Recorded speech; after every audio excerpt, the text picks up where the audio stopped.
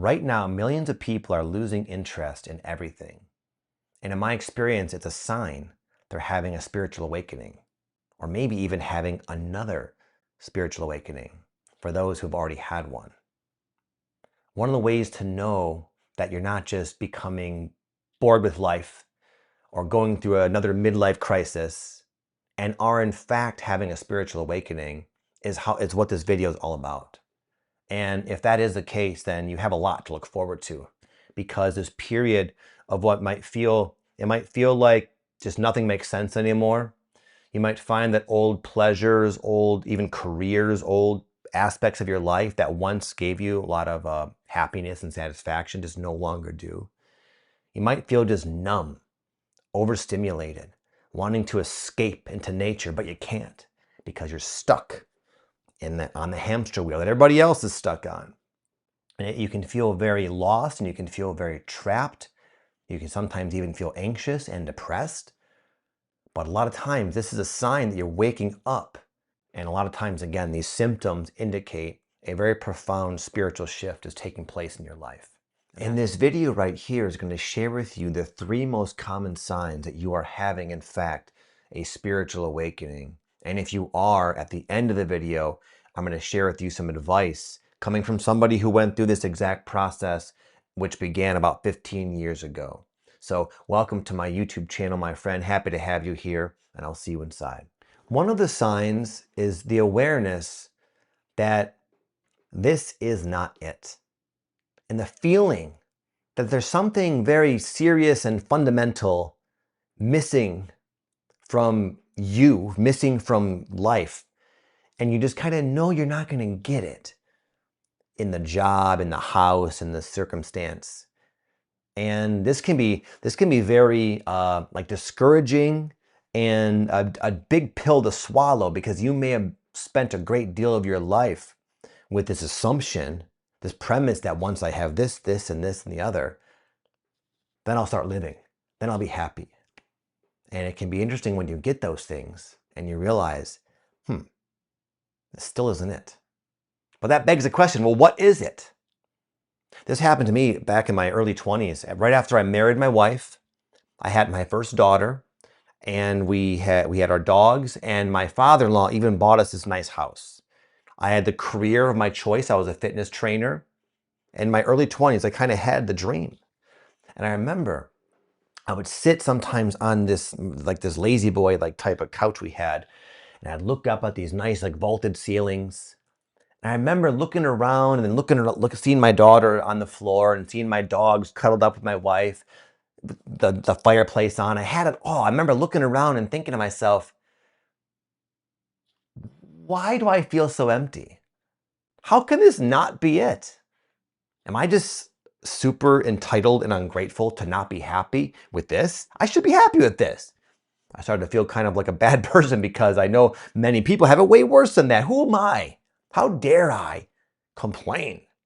But I wasn't wanting to. This was just going on in my head. Just this undeniable sense that there's something missing in my life. And you may have this at your job. You may have this with whatever. Maybe you might have this with everything in your life. And you just have this awareness that, you know what, the answer isn't a bigger house or a job promotion or getting the 6-pack abs or whatever. You wake up to the limitations of obtaining happiness out there in your physical life. In fact, this author, Ken Keyes, he's got this term for this. He calls them Atman projects.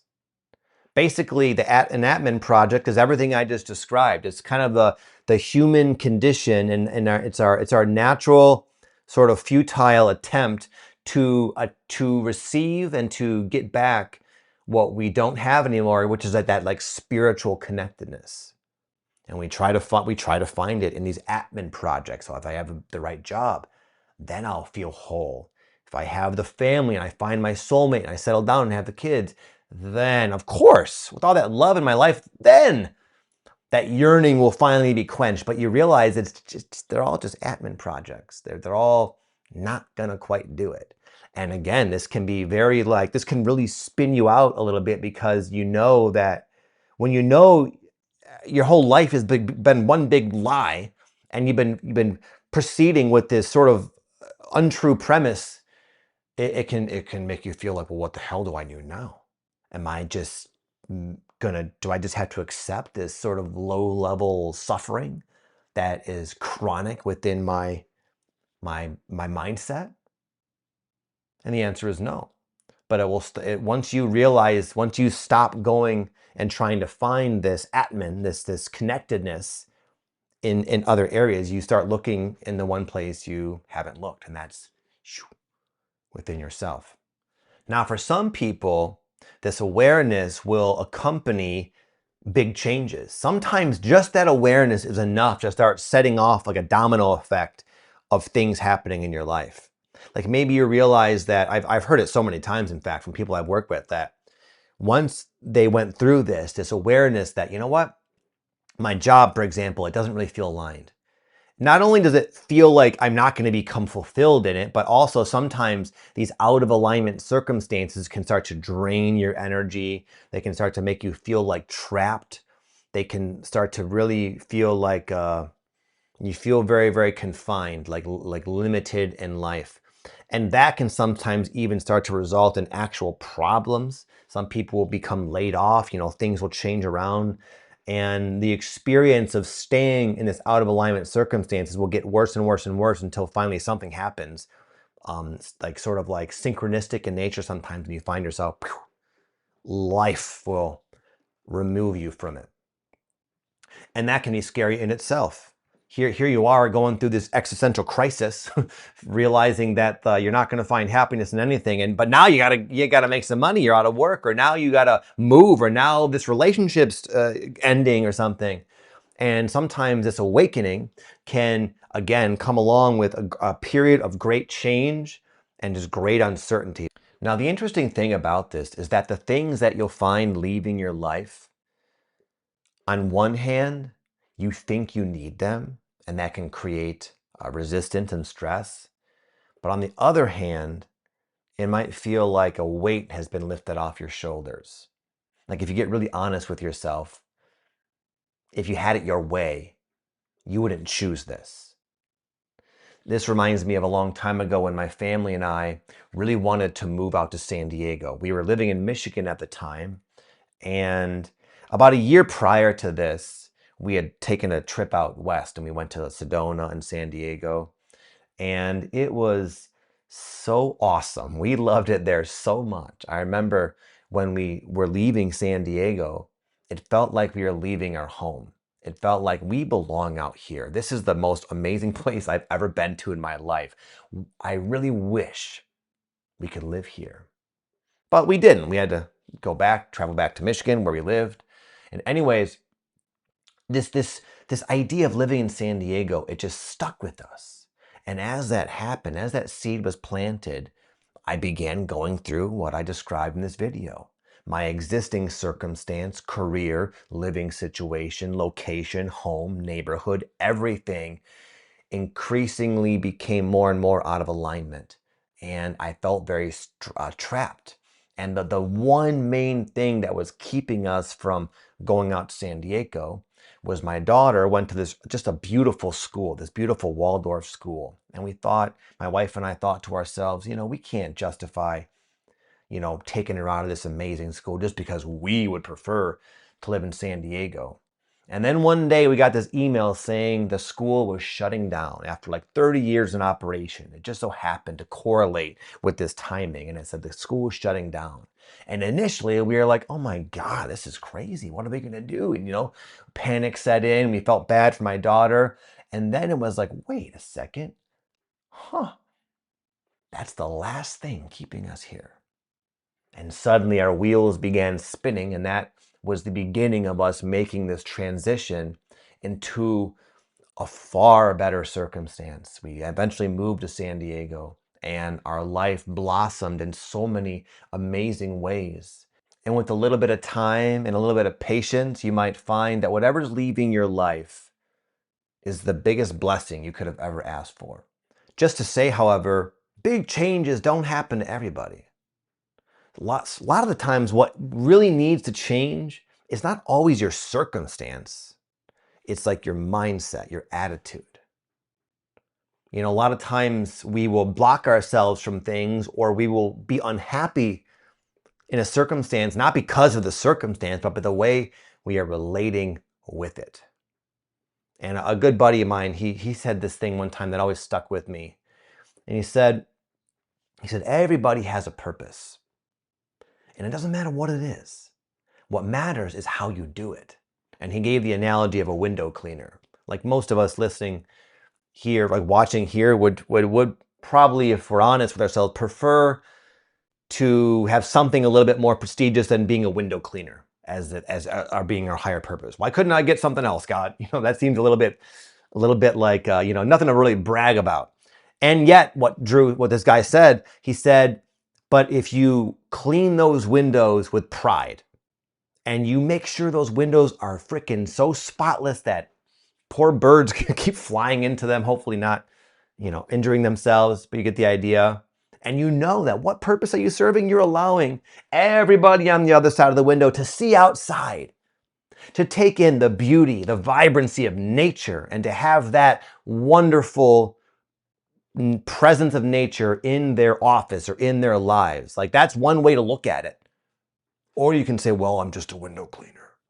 So sometimes this awakening and this dissonance doesn't mean you have to go anywhere. You don't have to move. Your relationships don't change, but maybe you need to change a little bit. Maybe you need to see things from a higher perspective. I'm going to share with you real quick before I move on. One of the greatest moments of my life. It was one of my most profound, like what they call a Satori experience, where I felt more connected to God doing this thing, I'll share in a second, than at any other time in my life. You know what it was? It was laying awake in bed one night, and I was drawing a birthday card for my son, my youngest son, Sebastian. He was, I don't remember, he was young, probably like, I don't know, turning 3 or 4 years old, and I forgot even what I was drawing. But it was just this simple act of drawing something for someone I love more than anything itself. I love my family so much. And because it was, I know I didn't need to do that. I know he wouldn't even know the difference. It was a genuinely like loving, altruistic type of thing I was doing, and something as mundane as drawing a little card. I felt just overwhelmed with like God's presence, you might say. And I realized that this is it. How simple, how easy, how available all of this is, if we just take the time to really be with it. And anyways, you might be feeling all the things I said in your life and feeling like nothing's making sense. You might be feeling like nothing's working for you. You're losing interest in everything. This sort of shift in consciousness can allow you to see the beauty in everything. And that can take some time. You know, when I had my awakening, for a while, I recoiled from a lot of stuff. I remember I stopped listening to intense music. It seemed very low vibrational. I remember I stopped watching television altogether. And then eventually I stopped eating heavy foods. I stopped drinking alcohol. I stopped doing all the things that seemed to be blocking me from this goal of mine, which is to, like, you know, find spiritual meaning to my life. But eventually I slowly went back to many of those things, not all of them, with this different mindset. Without this feeling like I need to remove all the bad things from my life, and more so the awareness of, even say, watching a television show. You might look at that as like a waste of time. It's not a very spiritual activity. It's not very nourishing to the soul. But if you look at it through the eyes of that conscious window cleaner, what do you see? You see, for me, like a good movie, like how many people have to work on that project? How many hours of editing goes into that? How many times did that one guy or one gal have to recite those lines? And how many takes did it take to capture the emotions and to do it with the perfect lighting and everything else going? Like, there is so much work, so much human effort that goes into this sort of entertainment piece of art. And that's one way of looking at it. Whether it's depicting something positive or negative, it's still, there's artistic, creative energy in great quantities present in that. And this awareness, this what can start as this initial melancholy and feeling like just jaded from life, it starts to eventually turn into this heightened awareness of what's always been right there in front of your face. So finally, my friend, I want to give you a little bit of advice before you go. If you relate with this, just what I've learned over the last 20 or so years going through this up and down awakening journey is to have patience with the process. A lot of times things can look and feel one way, but really they're there to set up for something awesome and unexpected. And a lot of times you're going to want to know so badly, how is this going to go? Where am I going to end up? What's going to happen? What am I supposed to do? And what you'll find is that you don't need to know the answers, and life will just happen sometimes, and you'll get where you're supposed to be without really even having to try that much. And you'll realize that you can trust the process. Like, it's just words I'm saying to you, but you'll validate this, I promise you, for yourself. You'll see that there is a higher intelligence within you that is sort of orchestrating this entire thing. But it requires a lot of patience, something most people in this modern era do not have. We are horrible with patience, aren't we? I mean, how often do you, when you stop at a red light, you check your phone for no freaking reason? Because that's to sit there for 18 seconds and just be is boring. So your spiritual journey will teach you lots and lots of patience. Patience with the process, patience with just the way things unfold, patience also with yourself. Because in addition to discovering all the things in your life that don't match, you'll have that same fundamental happening occur, if anything, to a greater degree with all the things within yourself, within your character defects, your shortcomings, your neuroses, your compulsions, your reactive behaviors, your toxic patterns. You might start to just realize how much is there. But this too is awareness. How else are you to tend to this and sort of fix all this? It requires awareness, but it also requires having a lot of patience, because it's easy to fall into judgment and to start kind of berating yourself for the things you start to see. And just remind yourself you're just doing your best. This is the human condition that you are now outgrowing. And for that to happen, you have to see the folly in it. You have to become aware of how it's showing up in your behavior and how it's showing up in your life. And sometimes you'll see things you wish you couldn't see. You wish you didn't see, because it's hard to face. This happened to me one time on ayahuasca. I drank ayahuasca probably like 40, 50 times, a lot of times. But my first time ever, I'll never forget the vision I had. It was this vision of watching myself yell at my middle son, but he was real young at the time. It was this vision of me kind of coming into the bathroom and seeing him and like barking at him for some reason and going off and doing my thing. And the vision kind of zoomed into my son's reaction.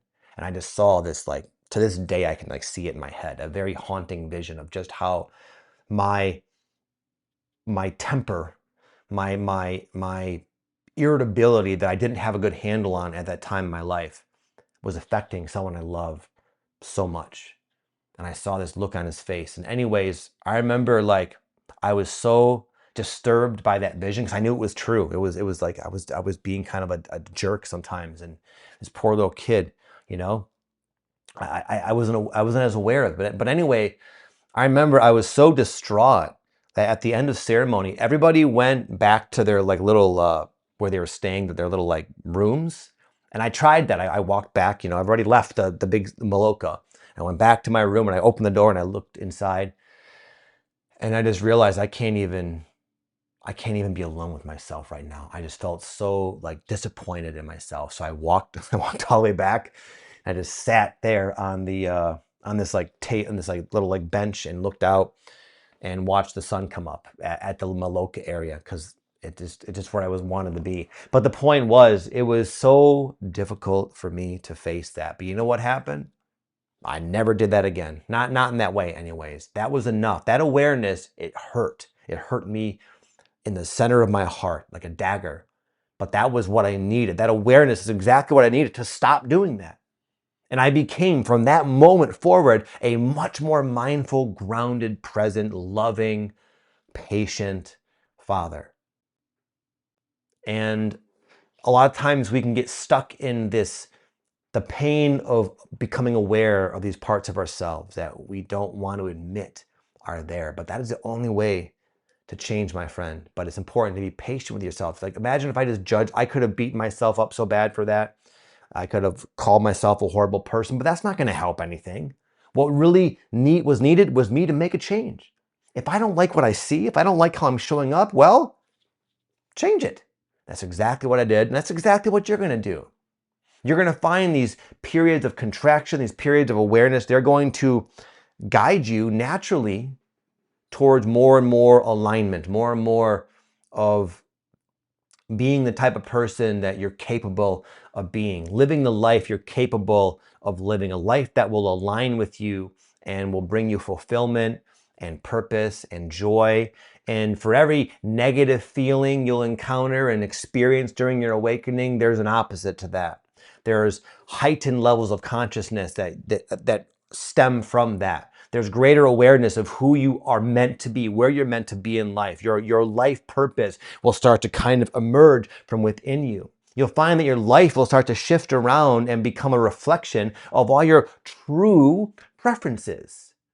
This awakening experience is going through where nothing makes sense, nothing feels right, everything feels off. I feel lost, I feel hopeless, I feel depressed. Dark night of the soul is literally exactly what you need to experience the exact opposite of all of that. And you might find yourself wondering, who is this guy? How does he know this is a spiritual awakening? And the truth is, I don't. Nobody does. But what I do know is that this idea has led me and many other people I've worked with over the last 10 years to doing something positive with their depression, with their anxiety, with that sense of emptiness, with the inner guidance to make changes in one's life, the awareness that there's a lot within ourselves that we should look at and tend to and maybe even heal and release. All of this leads to a better life on all levels. I become a better father, a better husband, a better friend to myself. It's allowed me to create a business that has helped a lot of people, that has brought me a lot of satisfaction. It's allowed me to create a life of my highest preferences, living where I want to live, having my children in a great school, a great community, having awesome friends who respect me and encourage me and love me and reciprocate the way I am towards them. All of these blessings have come from that waking up experience that you might be going through right now. And if you want to call it a spiritual awakening, fine. But in my opinion, it's not necessary. What is necessary, however, is to not fall into the trap that so many people fall into when this opportunity falls right into their lap. It's so easy to look out there in the world and find reasons to be cynical, to just give up hope, and to just crawl into our hole of misery and not really lift a finger and do anything about it. And that's what a lot of people are going to do, but you don't have to do that. You don't have to go down that way. You can use your adversity, you can use all of this to better your life, to better yourself. And then maybe if enough people do that, it'll catch on. Maybe inner transformation will become the new trend.